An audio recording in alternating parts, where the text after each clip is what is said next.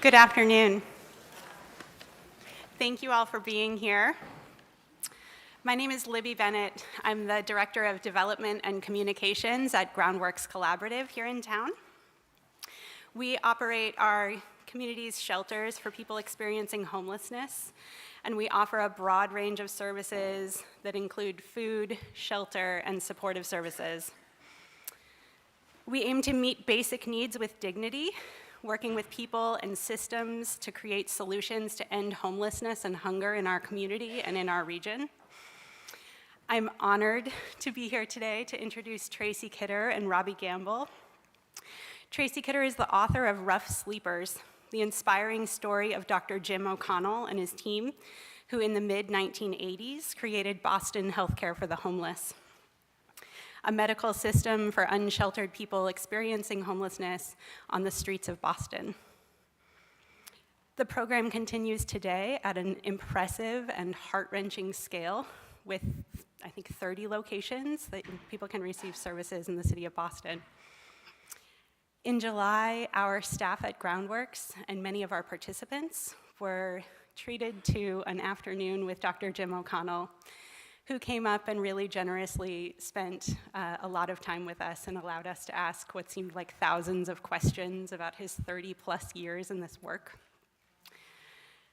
It was a really enriching experience for so many of us on our team, many of whom are huge fans of the Rough Sleepers book.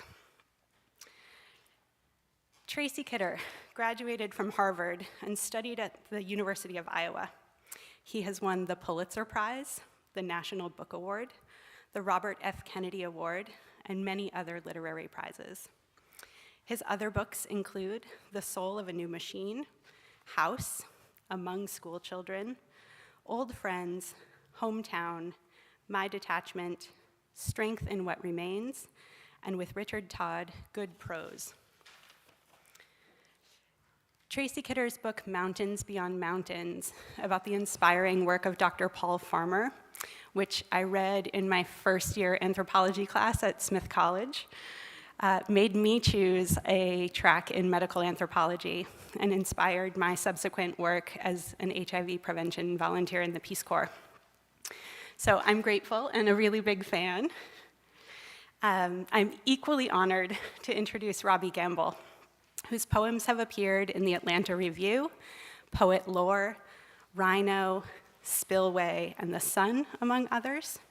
His essays have appeared in Mass Poetry, Pangarus, I hope I'm saying that right, Scoundrel Time, Solstice, and Tahoma Literary Review. Recipient of the Carve Poetry Prize and a Peter Taylor Fellowship at the Kenyon Summer Writers Workshop, Robbie holds an MFA from Lesley University. He serves as the poetry editor for Solstice, a magazine of diverse voices. Robbie worked for 20 years as a nurse practitioner at Boston Healthcare for the Homeless, and he now lives locally here in Vermont.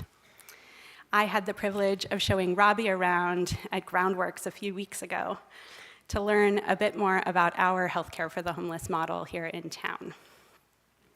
Groundworks Collaborative, together with our partners at Brattleboro Memorial Hospital, the Brattleboro Retreat, and HCRS, which is our local community mental health agency, is home to the first ACT team here in the state of Vermont.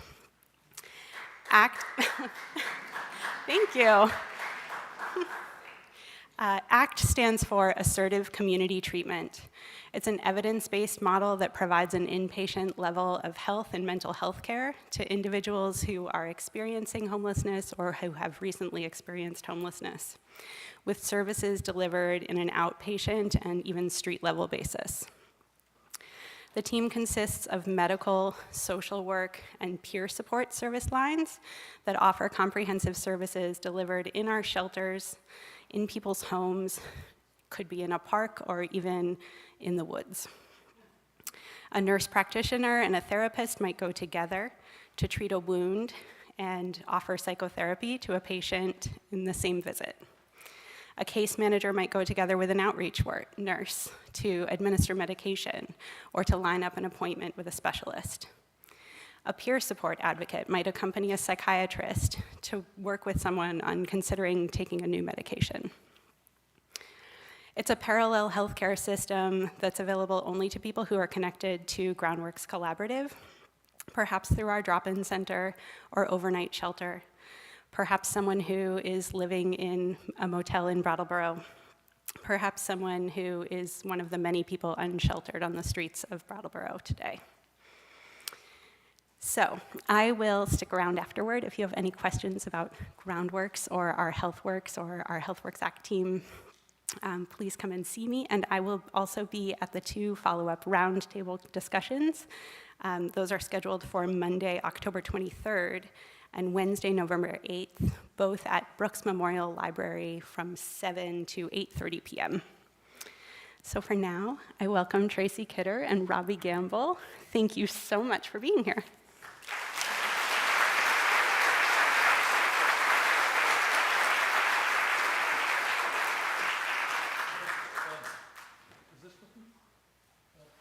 This one is, okay. Robbie asked me to read a bit from this book, starting at the beginning, but I won't go all the way through. This is the first chapter. This is called The Van. Around 10 on a warm September night, the outreach van stopped in the kind of South Boston neighborhood said to be in transition. On one side of the street was a new apartment building, its windows glowing, its sidewalks lit by artful imitations of old-fashioned street lamps. On the other side, in murky light, stood an abandoned loading dock. A heap of blankets lay on the concrete platform.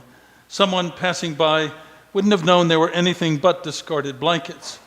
But when the driver of the van walked up the steps and spoke to them, saying he was doing a wellness check, a muffled voice came back from underneath. "Fuck you, get the fuck out of here." The driver turned away and shrugged to Dr. Jim O'Connell, who was standing at the bottom of the steps. "Let me try," the doctor said, and he climbed up to the platform and knelt by the gray mound. "Hey, Johnny, it's Jim O'Connell. I haven't seen you in a long time. I just want to make sure you're all right." An earthquake in the blankets, then an eruption. Tangled hair and a bright red face, and a loud voice saying in a Boston accent, "Dr. Jim, how the fuck are you?" For the next half hour, Johnny reminisced about the alcohol-fueled adventures of his past, about mutual old friends, mostly dead. The doctor listened, laughing now and then. He reminded Johnny that the street clinic was still open on Thursdays at Mass General. Johnny should come, that is, if he wanted to come. Dr. Jim, James Joseph O'Connell, had been riding on the outreach van for 3 decades. During those years, he had built, with many friends and colleagues, a large medical organization which he called the Program, short for the Boston Healthcare for the Homeless Program. It now had 400 employees and looked after about 11,000 homeless people a year. Jim was its president and also captain of the street team, a small piece of the program with 8 members serving several hundred homeless people who shunned the city's many shelters and lived mainly outside or in makeshift quarters. About half of Jim's administrative work now lay in managing the street team, and all of his clinical work went to doctoring its patients. Boston's rough sleepers, as Jim liked to call them, borrowing the British term from the 19th century. The van was a crucial tool for reaching those patients. It was financed by the state and managed by the Pine Street Inn, Boston's largest homeless shelter. Nowadays, 2 vans went out from the inn each night. They had become an institution which Jim had helped to foster in the late 1980s. Back then, he used to ride 3 nights a week, usually until dawn. Now he went out only on Monday nights and got off around midnight. When Jim had begun these tours on the van through Boston's nighttime streets, he had imagined the world of rough sleepers as a chaos. But it turned out that most of them had territories where they hung around and panhandled during the day. Stemming was the street term, its etymology obscure. For sleeping, they had favorite doorways, park benches, alleys, understories of bridges, ATM parlors. Rough sleepers were like homebodies without homes. At the start of a ride, Jim and the driver and the driver's assistant would trade the names of people they were worried about, and they could usually find each of them within an hour or two. Jim was like a 1950s doctor making house calls, though the van rarely dispensed more than minor medicine. Rather, it was meant for bringing food and blankets and socks and underwear to rough sleepers, and more urgently, for finding people in distress and bringing them in, if they would come, to hospital emergency rooms or the city's homeless shelters. The van was also a tool for keeping in touch with patients and their ailments and collecting the unpublished news of the streets. Like all members of his street team, Jim carried a small knapsack, his doctor's bag, its contents refined and miniaturized over the years. It consisted mostly of basic first aid gear and diagnostic equipment. A blood pressure cuff that wrapped around the wrist, a little pulse oximeter, an ear thermometer, a simple blood glucose meter, a stethoscope. Among the losses he regretted was the pint bottle of whiskey that he once carried for the times when a patient was in alcohol withdrawal and on the verge of seizure. You couldn't do that now, he says. It's become a moral issue. He wore his cell phone in a holster on his hip, and he carried a small flashlight, thin enough to hold in his teeth if he needed both hands to examine a patient. A flashlight remained one of the street team's essential tools for checking on rough sleepers. Some years back, one patient had asked how Dr. Jim would feel if his doctor came to his bedroom in the middle of the night and woke him up by shining a flashlight in his face. Jim took the issue to the program's board of directors, a group of about 16, which included experts in health and medicine and finance and several formerly homeless people. The board convened a meeting of about 30 rough sleepers who issued this advice, long since become policy. The wellness checks should continue, but when they woke people up late at night, Jim and his street team should first shine their flashlights on their own faces so as not to startle the patients. The van stops under streetlights on Bromfield Street, not far from Boston Common. It's like a small bus with several rows of seats, mostly occupied by boxes of blankets, underwear, and socks. In the rear, there's a small canteen with boxes of sandwiches and condiments, vats of hot chocolate, coffee, and soup. Jim gets out, opens the back doors, and looks around for customers. He has a ruddy face and silver hair that falls almost to his collar and over the tops of his ears. He wears light-colored corduroy pants, a collared shirt, and clogs. He's 6 feet tall and trim and moves with an athlete's self-assurance that makes a task look easy, and his voice is full of energy and cheer as he waits on the customers at the back of the van.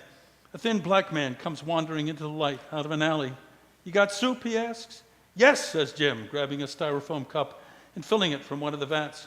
"You got crackers to go with it?" "Sure. Isn't there a doctor who goes with you guys?" "I'm a doctor," says Jim. Then he introduces himself, offering his hand. "I want to change my doctor," says the man. "I hear good things about you." "We'd be happy to take care of you. We'd be delighted." We'd be thrilled. The man should come to street clinic this Thursday, Jim says, adding that it's held at Mass General, the gigantic Massachusetts General Hospital, not far away, near the banks of the Charles River. The van makes many stops. It encounters a mixture of people. There seem to be about half as many women as men, and lone women are rare, almost certainly because the streets at night are especially dangerous for them. There are many black faces, but far fewer than white ones, and this is surprising. Homelessness afflicts black and Latino people disproportionately, both in the United States and in Boston, and one might expect that the same would be true of the city's rough sleepers. Jim has long worried that the van and other outreach efforts have consistently missed rough sleepers of color, and yet most of the van's drivers and their helpers are themselves black and Latino. Over the years, they have often searched for their own in the nighttime city. Maybe, Jim thinks, the black and Latino communities are more willing than Boston's white world to harbor their homeless. In any case, once people have fallen to living on the streets, they have reached a certain horrible equality. A young-looking white woman comes into the light on Washington Street, hopping on one foot and then the other, running her hands through matted strawberry blonde hair, all the while feverishly scratching her arms and neck and face. "That's what people will do on K2, Jim says softly as the woman approaches. K2 is synthetic marijuana, which has notoriously unpredictable effects. Her voice is loud and high. "Holy shit, I got lice! I was exposed to lice and I'm freaking out. Or I already got all the treatment, somebody stole it. Where did you get the treatment, Jim asks.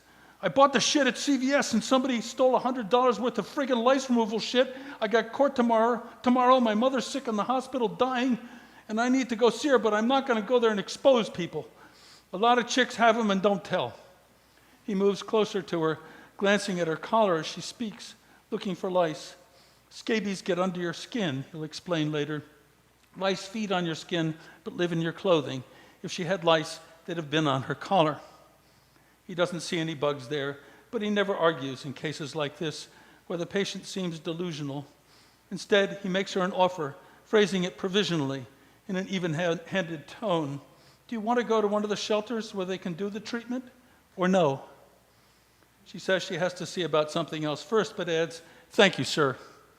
My name is Jim O'Connell. I'm a doctor, actually. So nice to meet you. Let us know if you want to come in. He smiles. How about some nice hot soup? No. How about some hot chocolate? Yes. Hey, what kind of sandwiches do you guys have? His voice and attention seem to have calmed her. She begins to tell him some of her life story. It includes an attempted rape, which has left her with a damaged shoulder. Mind if I have a look? She does not, and holding her shoulder with one hand, he gently moves her upper arm in several directions. It isn't dislocated or separated, he tells her, but if she wants a better evaluation, she should come to the Mass General Street Clinic this Thursday. He writes down the phone number of the van in case she decides to go to the shelter tonight. The pull of the streets is a phrase that Jim and his team have used to explain to themselves why many of their patients leave detoxes and hospitals before their course of treatment is finished, leave AMA against medical advice. Jim says he still feels drawn to these rides, partly because of the relative simplicity of the city's nighttime streets, when everything else has gone away and it's just you and the people here. The van moves on. Jim stares out the windows at the woman sitting on cardboard under a streetlight, drinking her hot chocolate, eating her sandwich. He adds, there's something about the van that keeps you riding on it. It's never quite the same. It's always a little different. And I'll stop there.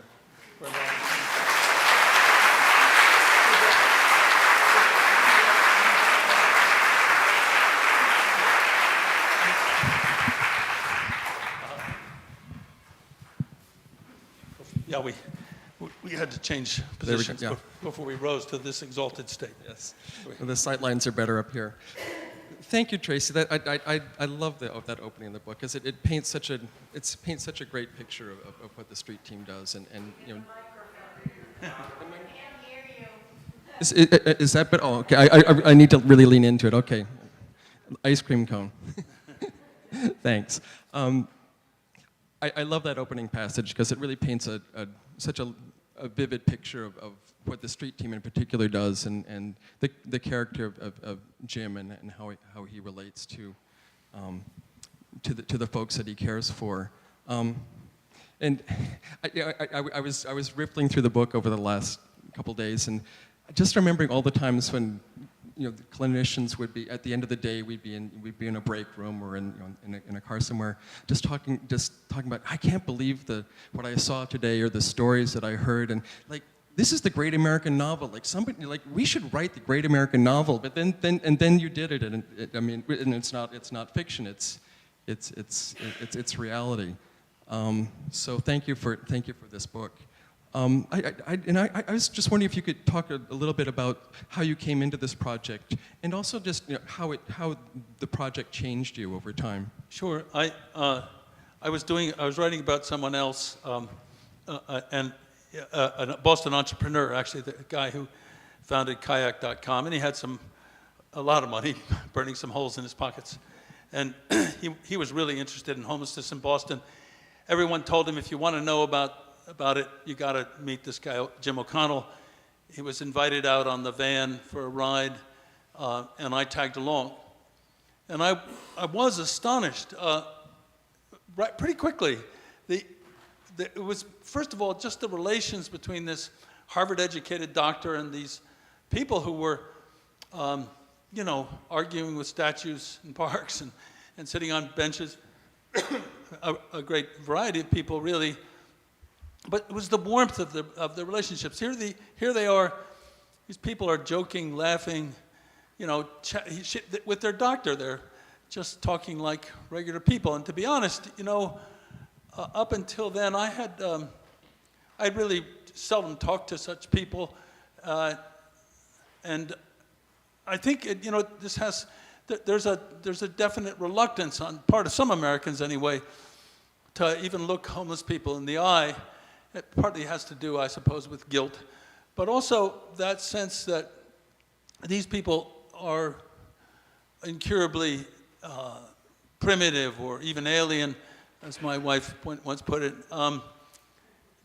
because and then you think about it. Well, think about the things that they haven't been endowed with, the ability to clean up an apartment once they get in it, for instance. So all sorts of things like that. But also the fact, how do you, even if you really want to keep yourself clean, as many of the people I got to know did, how do you do it in a city like Boston, which has almost no public bathrooms? And for that reason, I think, it's easy enough just to dismiss such people, but not if you not only if you see them from the corner of your eye. If you look at them directly, what you have to acknowledge is the fact, and you talk to them, is that they're every bit as human as you and I, and if you when you get to know them, you're likely to not like some and to like others, but you have to admit that they're all just walking around with the most complex structure in the known universe on their shoulders. And what I began to discover was through Jim and his team, was a pretty rich assortment of humanity, really interesting to me, and generally tragic, I must say.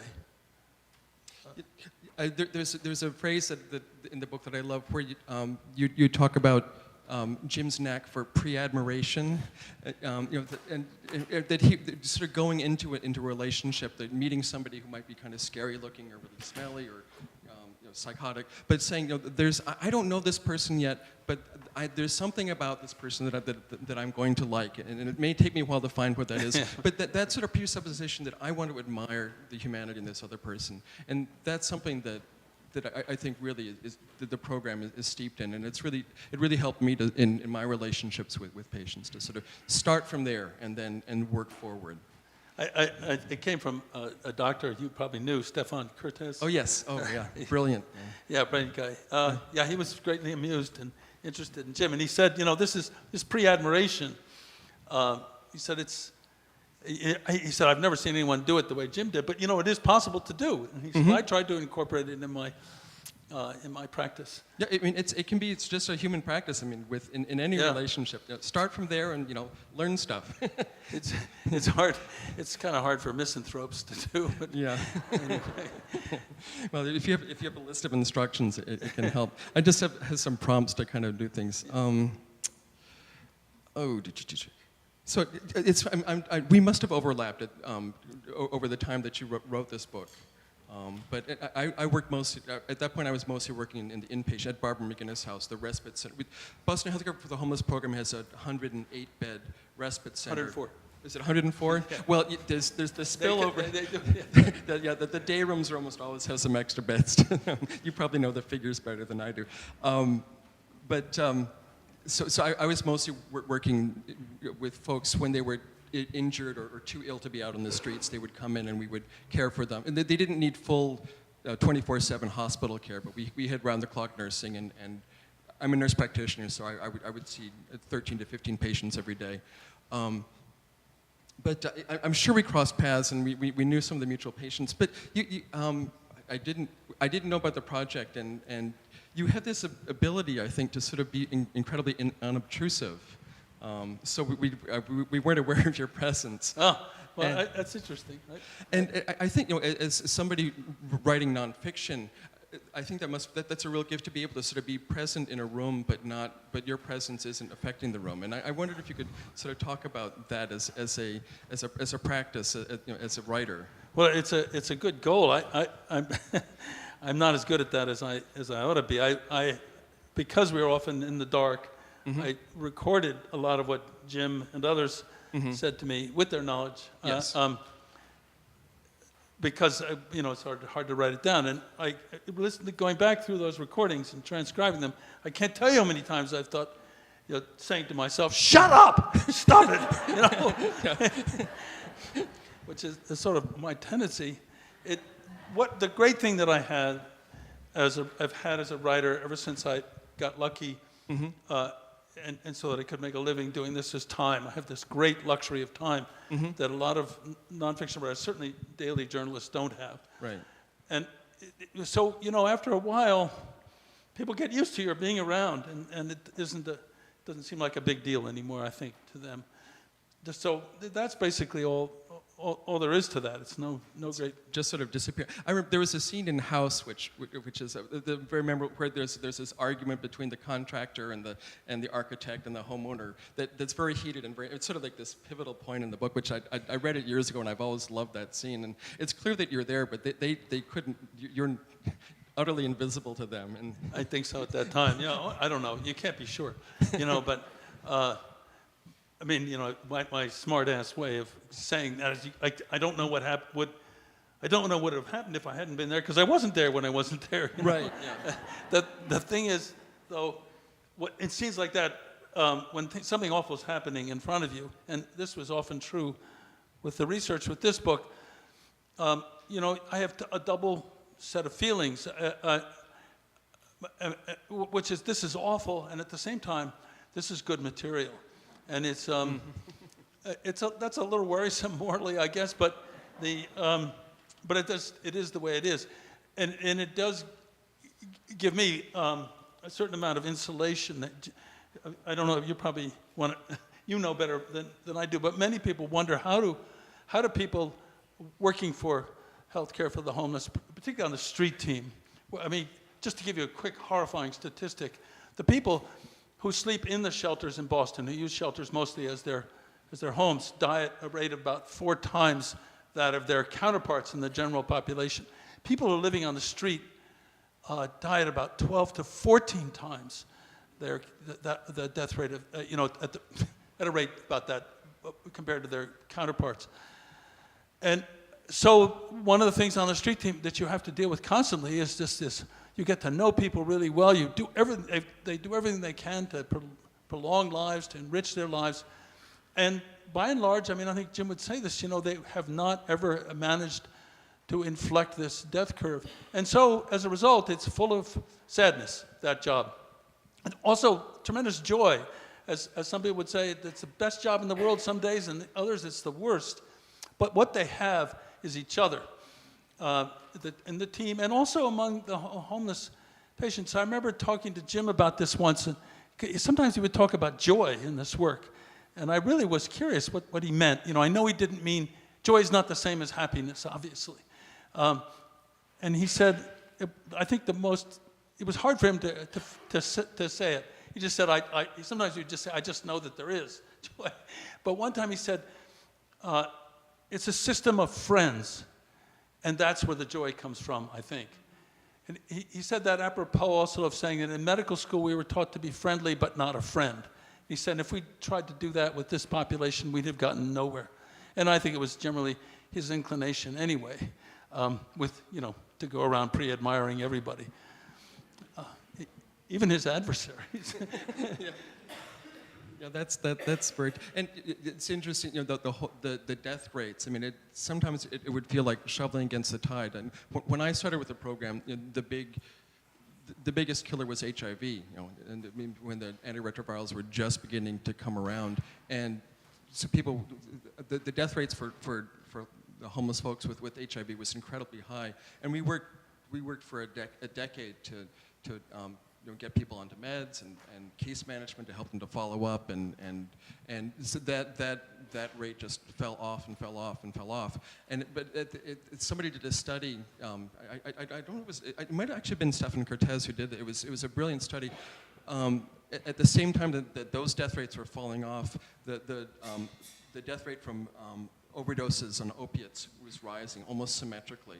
So the death rate remained. If you looked at sort of across, just without looking at cause across that time frame, it didn't change at all. In spite of, and we did all this work, and then the opiate crisis became what it became.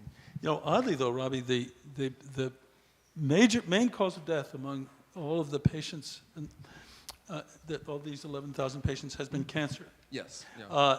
And it's just now because of fentanyl. Those two are just about at the same level. I mean, it's it's. And we would have people who came in, and they had tumors that had been untreated for years that were sort of beyond really good treatment, and then you're just doing palliative care. But that was more early on, right, than later. Yeah. I mean, just to go back to that, is it necessary? I mean, the fact that they haven't been able to invert this death curve does not make the program useless. Certainly not in my opinion. I mean, some of it is like palliative care, but the amount of misery, sheer volume of misery that this effort has relieved is staggering. And wonderful. And Jim will often get grilled as to how are we going to end all this? We Americans we want a quick answer for everything. And there isn't a quick one for this. It's really a symptom of a huge number of problems. But the real answer is, this, as Jim said once to me, and it kind of irritated, I guess, with some of my questions, this is what we do while we're waiting for the world to change. Mm-hmm. And for the moment, I think it's really absolutely necessary. In fact, I'm pretty sure, I can't do this with numbers, but that the patients of Boston Healthcare for the Homeless are getting better health care for free than most residents of Boston.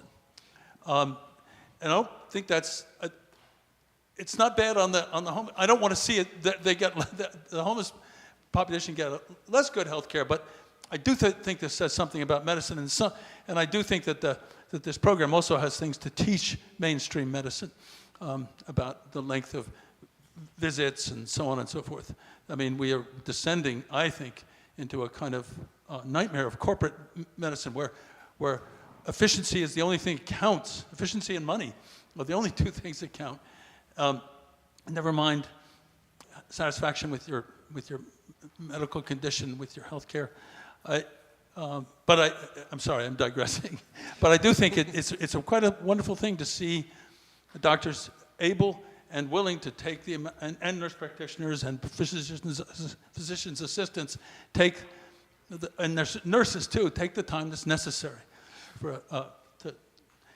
and that's just not the norm in a lot of places anymore. Well, that's the resource that time is. It's interesting to hear you talk about as a nonfiction writer, having the time is what makes it possible to do what you do, and certainly working with.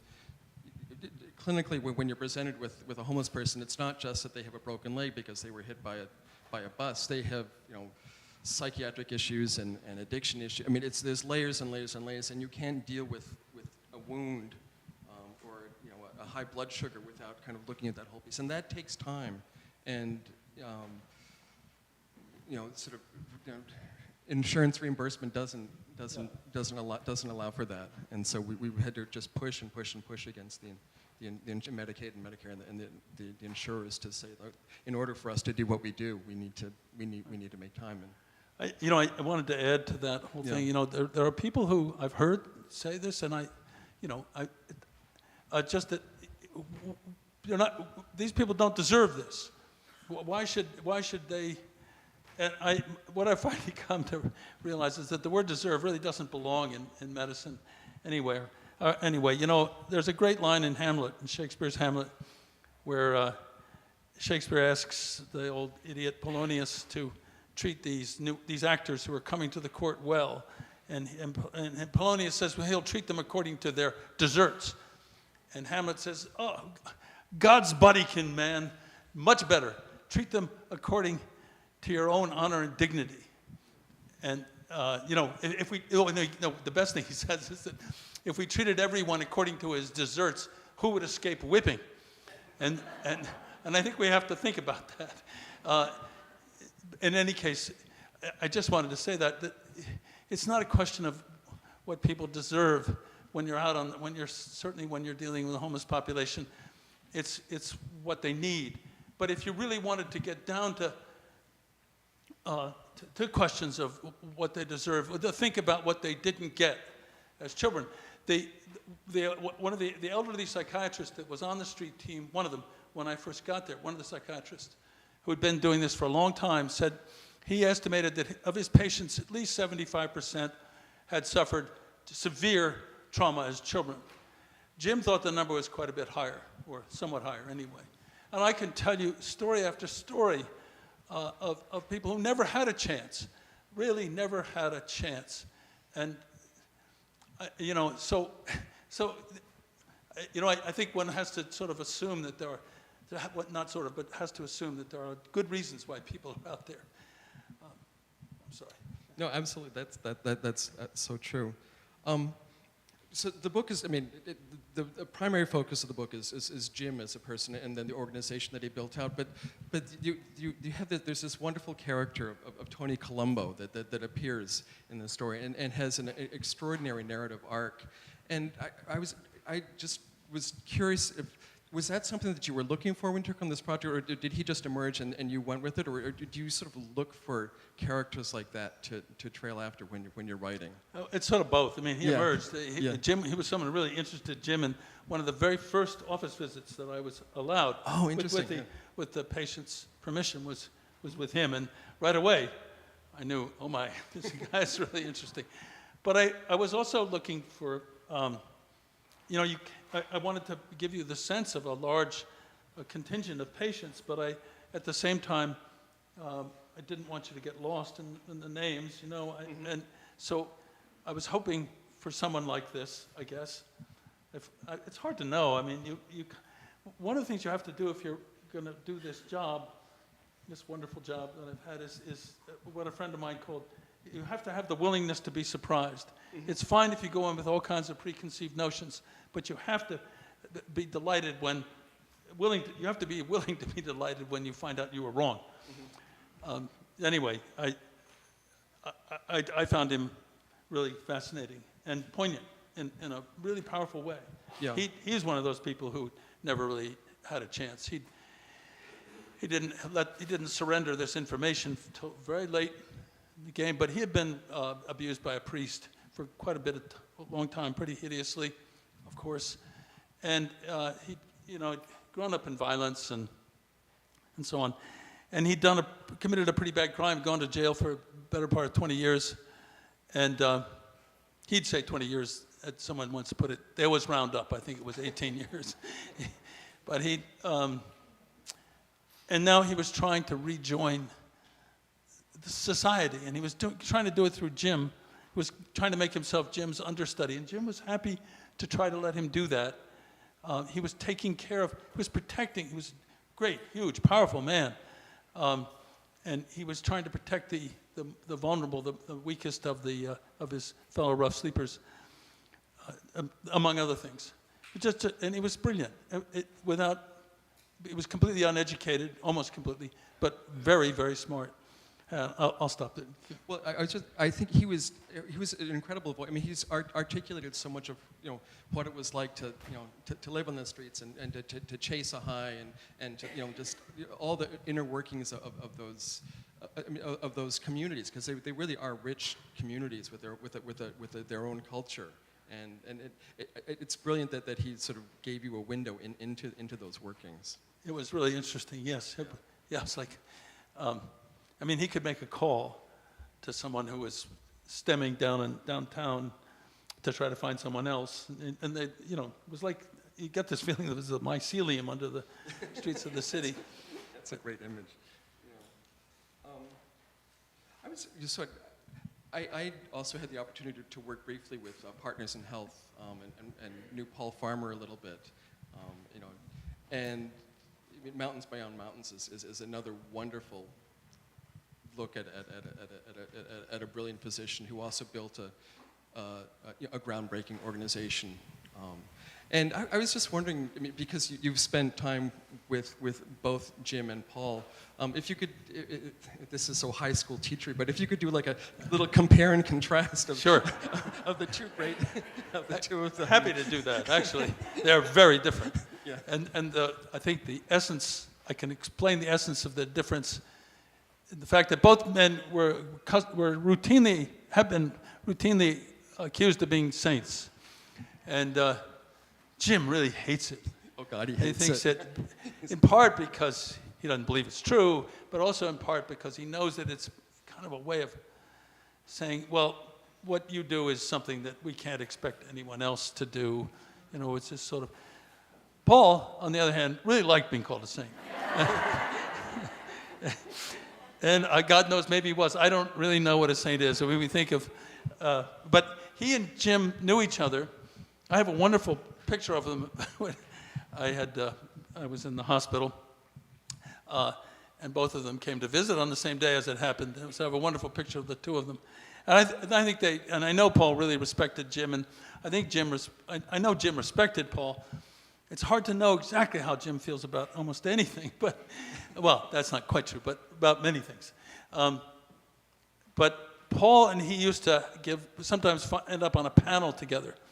And Paul would customarily say, poor Jim, he never got more than a mile away from where he went to medical school.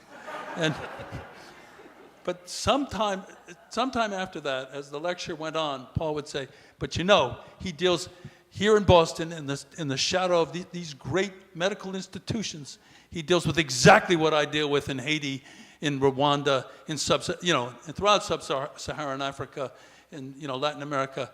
And I dare say that's true. It is. There are differences, of course. In some ways, it may be worse. It's the W.E.B. Du Bois line about to be a poor man is terrible anywhere, but to be poor in a land of dollars is the worst of all. So it's a really humiliating condition to be homeless in this country. Oh, I'm happy to let you roll on. So I feel very much. I've seen you, talk do these conversations with Jim, and I feel like I'm a very sort of watered down version of Jim sitting here. I was just a frontline work clinician. But I know that in your readings and presentations, there's in the Q&A part of things, the question always comes up. Well, so what is the solution to this problem? And it's nice to sort of preemptively head that off by talking about it. Yeah. Well, I think I've heard Jim so many times on this subject, and he's given it enormous thought, and I tried to give it some. I tried to sketch some of, in my book, some of the, pretty briefly, some of what is going on. And my general feeling is, this is, to be realistic, this problem isn't going to be solved today or anytime soon, but look at all the good things that are being done. And there are a lot of really good and wonderful efforts. But no one will be synoptic. I don't think there's any one solution to a problem that is in part caused, I suppose primarily caused by a lack of decent affordable housing. And just to pause on that for a second, it's not enough just to have affordable housing. We know, for instance, from a wonderful study, epidemiological study of Boston, that if you go from, it used to be the case anyway, if you went from Charles Street Station on the T to Mattapan, you could shed 30 years of life expectancy. So bad housing can be almost as bad as being homeless, or as lethal anyhow. And I mean badly situated, lack of security, so on and so forth. But that is the main problem, right? And somebody once said, though, that it's a little bit like a game of musical chairs. And the people least likely to be able to compete are the ones that are going to be left standing. And I think that's generally the case. We have, when Jim gets asked what one thing he would do if he could to end homelessness, he talks about education and wanting to invest vast sums in making it better. I tend to think, if you could find a way to end child abuse, that would be my one thing. But there are so many things that have to be done. And in one of the lectures I heard him give, he talked about this as a prism. The homelessness itself as like a prism that you hold up in front of the country, and it refracts all the really deep flaws that we have, in the criminal justice system, in in the foster care system, which is really a big one, in education, and in mental health. I mean, we don't have a mental health system. Mental health, by the way, I mean, not all homeless people are mentally ill, although I suppose that being homeless long enough could give you some real problems, some real psychological problems. It's not, and it's not the cause of modern homelessness. It was a complicating factor added to it, the closing, the deinstitutionalization. But it is a big issue, and it's a much bigger issue than just with homelessness. So there's an awful lot that really needs to be fixed. And if the country were willing to look at this problem or set of problems as warning, or as symptoms, and that we want to take care of, that would be great. We'd be a better country if we solved homelessness. I don't think it's going to happen anytime soon, but I don't want to declare despair on behalf of some people who are so much more unfortunate than I am. Yeah, when I step back and look at things from 30,000 feet, I really try to think about sort of values and where our values lie, where our interests lie, and I mean just the idea that healthcare is a right and not a privilege, and it's so clear right now that it's a privilege, and it's tied to your so often to your workplace or your income level. And who in society do we value? I mean, is sports stars and entertainers as opposed to nurses and civil engineers and teachers and social workers? I mean, the people that really kind of make stuff happen when they're or sort stuff out when they're falling apart. I mean, and why? Who gets the salaries? Where does the money go? I remember when I was in nursing school, this one professor who said, you need to know where does the money go and where does it not go, and you will learn if you think about that and follow those paths, you will learn so much about what's working and what isn't. And I think homeless folks are kind of the canary in the coal mine because so much falls on them. I think that's true. I think if I spent even longer, and I spent twice as long on this book as I had on any other. It was partly because I found it so compelling, traveling around with these people. And it wasn't just Jim. There were wonderful people on that street team. But I think if I spent long enough, I'd probably become a Marxist. Maybe I have. I don't know. It's a temptation, yeah. At least in healthcare, right? That street team was a wonderful group. One of the most buoyant people I've ever known was what was called the recovery coach. He was a guy in his 50s, I guess, and he'd gotten addicted to drugs in the Navy, and he'd had about a 20-year adventure with them that was pretty horrifying. And he'd stopped, and he'd really gotten really straight and stayed that way. But he took care of people who had basically was taking care of people who had the same problems that he'd had. And he was wonderful. I mean, he said, I count, how do you say? I count sobriety in hours. And so people relapse. That's okay. He'd say things like, well, so she relapsed, but now she's learned what it's like to be sober. She's not going to like drinking anymore. I remember my favorite one, if I could find it in my, it's probably too hard to find, is what he called button-down shirt moments. He'd had one of his patients was about to be, or one of his special people was about to get housed. A guy had been housed quite a few times for, I don't know why it had fallen on him, but and he'd failed many times again and again. But this time, before he was getting housed, he told the recovery coach that he wanted some button-down shirts. And he said, button-down shirts. He said, never asked me for that before. He said, I'm going to think he's going to make it this time. He said, I'm having a button-down shirt moment. He just didn't give up, And he'd go to court for patients, argue with the judge. It's really great. And they had, it goes on and on.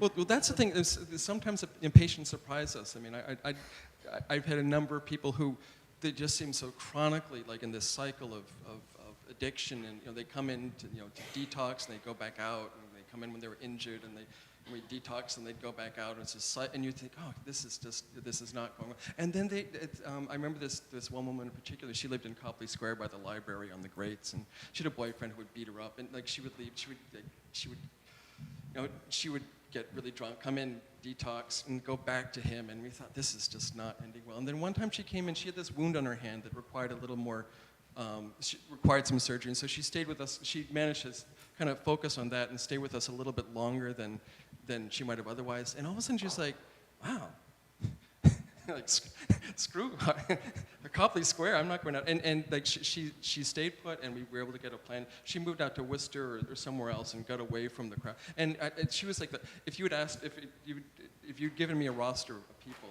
and said, who do you think is going to get out of this cycle in the next year, she would have been the last person I'd have chosen. So you just never, and you have to approach it with that kind of button-down shirt optimism, like maybe this is the time. It's sort of Jim's pre-admiration. Well, yeah, and it does happen. I mean, all the time. One of my favorite stories, I didn't know this person, was the guy who was, Jim's wife, Jill, was a nurse practitioner, and she was trying to help this guy. She said he was drunk all the time. He even drank shampoo. But they put him they got him housed, and it was in Brookline, and he decided to avail himself of all of the public facilities available in that wealthy town. And I mean, he became a model citizen. It was fascinating. He kept a whole. He became kind of a. What would you call it? He had frogs in a bowl, I guess, in his shower and so on. And he became a member of the board of Healthcare for the Homeless. And my favorite person, whom I did get to know quite well, a woman named Joanne Guarino, who went through an awful childhood, and with lots of sexual abuse and so on, and was on the streets for, I guess, the better part of 30 years, and had become very ill with AIDS and rheumatoid arthritis, which wasn't caused by that, but some heart problems. But she just got out of it. And she got out of it, she would say, because of Jim and all the other practitioners at Healthcare for the Homeless. And now she's on the board, and every year she gives a talk to the brand new students at Harvard Medical School. And she closes that talk every year with the same line, roughly, which is, "Don't be a shithead doctor."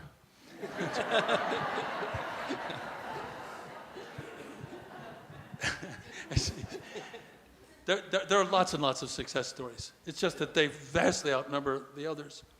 But from my perspective, standing back, almost all were success stories in one way or another. Their lives have been immeasurably improved including Tony's. Yeah. It was, well, we have this sort of the mantra of harm reduction. I mean, just wherever. I mean, if it takes 6 months going out on the van and giving somebody a sandwich, and just engaging in a brief conversation to build up trust, and then maybe you can get their blood pressure, and get them on one medication, or if you can get them to come in one time into the clinic to get something, that's a huge victory.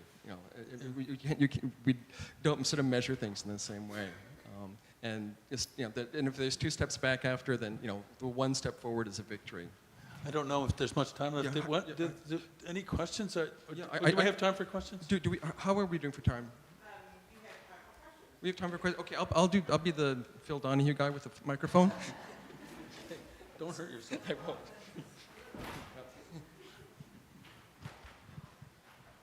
Thank you very much. I'm just curious to know, how do you know when to stop reporting? How to stop, how to know when. Yeah. I had an editor for 47 years, wonderful man named Richard Todd, and he died in the middle of this project, unfortunately, as I sometimes say, very inconsiderate of him. But he used to tell me when to stop. So I don't exactly know. Maybe that's why this took 6 years instead of 3. But I think you get a sense of it. I mostly research and then write, but I do both sometimes. And you can start to tell when you've got what you feel you need. And in this case, there was the pandemic really put a stop to it. I wasn't able to go in because I have an autoimmune thing, and Jim had acquired one, so we'd just talk on the phone. And then when we were all vaccinated, I went back, but that was sort of over, and I guess it was kind of clear, but it's never really obvious. You could go on forever, one could. I have some friends, really good writers, two of them I'm thinking of, who really hate writing. I mean, or not that they hate it, but they find it very difficult to do. If they didn't have someone to tell them to stop, they would never stop. Yes, sir? Oh, sorry. I wonder, of all the books that you've written, I've read quite a few, if any of the main characters, if one of them most reminds you of your own self, your own work. I'm thinking about the way that you just captured, I didn't read this book yet, but the way you captured what he brought to his patients, the subtlety, the way he was able to check that woman's shoulder. It's a brilliant way that you very subtly help us feel something.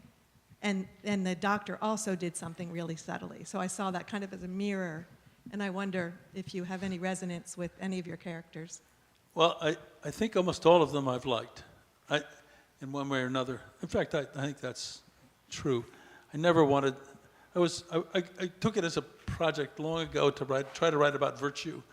But I don't think of myself, the only character that really reminds me of myself is in a book I wrote called My Detachment, which is a little bit of a memoir about myself as a soldier in Vietnam. But I hesitate to, I mean, I think we all have these things in common, and I try to imagine what it would be like to be that person. I think the person I have the least in common with is probably Paul Farmer, although, which is not to say I didn't admire him and don't miss him now, but this guy was amazing. He was hyper-articulate. He was probably probably the smartest person I've ever known. Although Jim's wonderful. He has this wonderful assistant, probably the most overqualified anywhere, who once said to me, "He's so smart, and he hides it so well." Yes, you've been waiting back here. Sorry. Yeah, he's been waiting. Yeah, they both have. Sorry. Yeah, thank you. I really enjoy your work over the years. If you had 5 minutes with Matt Gaetz or Marjorie Taylor Greene or Jim Jordan, what would you tell them about the problem with homelessness as you experienced it? Without raising my voice? Yeah. Well, why don't you use pre-admiration? I'd use pre-admiration. I don't know what I would. I mean, maybe, are they religious? Maybe it'd be there but for the grace of God, go you and I, or something like that. I'm not sure what I'd say. There might be someone in their family, though, who many people have. I know from just. I wish I had a really cool answer, but I don't. I don't know what I'd do. I think I'd probably at this point just as soon avoid those two. I've been a fan of yours for many years, and the first book of yours that I read was Old Friends. And it was when my mom moved into a memory care unit. So the book really resonated with me. I was very touched by it. My question is, a lot of young writers, aspiring writers, struggle with what medium or what venue or genre to write in. And your medium is literary nonfiction. In my view, you're a master at it. No one does it better than Tracy Kidder, in my opinion. How did you decide to pursue literary nonfiction as your writing genre? Well, I had wanted to be a novelist. I conceived of this ambition when I was in college, and somehow it stuck with me through the Army and Vietnam. But I found myself, I went to the University of Iowa Writers Workshop. It was I got a little sinecure there, and it was a refuge, you know, partly from my family who wanted. I mean, I had an uncle who gotten me a subscription to the Wall Street Journal, and anyway, I wanted to write. But the well from which I'd drawn for fiction seemed to dry up. There was at the time at Iowa a man who was proselytizing what was called the new journalism then. It wasn't really new, of course, and I started reading pretty widely in it, from George Orwell to John McPhee, who I think is the real master, the most elegant of one of the most elegant writers of our era. And Orwell was wonderful. There were, anyway, so I just started doing it, trying to do it. I did some local stories in Iowa City, and I don't know. I can't really explain. It just seemed like something I could do. I was in really fast company out there. I once went back and just looked at what my classmates and the people around that time at Iowa had done, and there were so many Pulitzers and National Book Awards and Guggenheims and you name it. I mean, and it was a kind of terrifying place to be. It was because you'd have these workshops, and the students would, and the teacher would read what you'd written, and the students would comment on them. And these workshops were often like inquisitions. I mean, really. And I was doing something different. Maybe it was that. Maybe it was just kind of rank cowardice. But I got to really liking it, and now as I look back, what a wonderful thing to have been allowed to privilege, to have gone out and satisfied my idle curiosity and made a living at it. And I met some really great, really wonderful people along the way.